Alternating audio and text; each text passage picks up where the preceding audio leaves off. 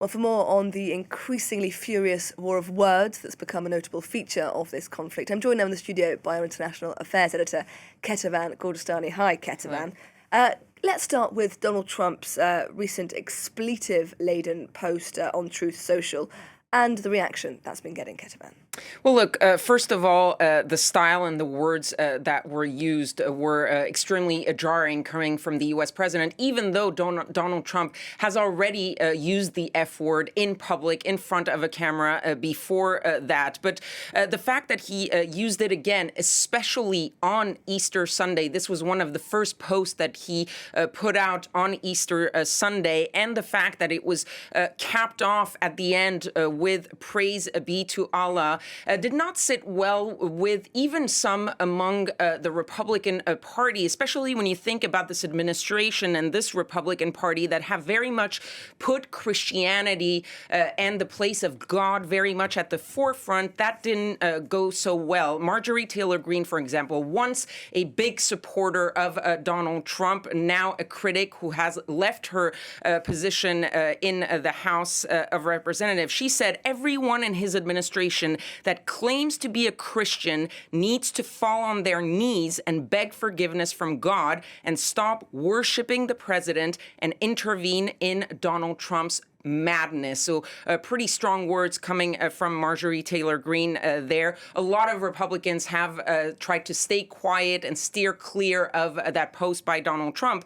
But there is more to that post. Of course, the threat on Iran's civilian infrastructure when he says that it would be power plant day and bridge day on a Tuesday if Iran doesn't reopen the Strait of Hormuz.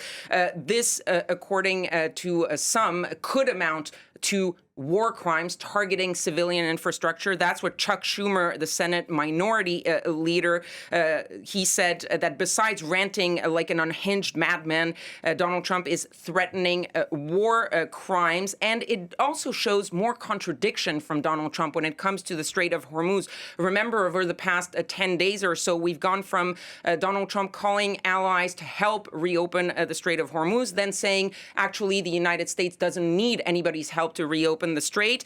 Actually, we don't even need to reopen the strait. We don't care about the Strait of Hormuz. And finally, it will possibly reopen naturally. So a changing narrative there when it comes to the Strait of Hormuz. I'll end with one other comment and reaction. This one from Chris Murphy, a Democrat who put out the idea of the 25th Amendment, renewing the talk of the use of 25th Amendment. The 25th Amendment in the United States is a process through which you could remove a president if he is considered unfit for office.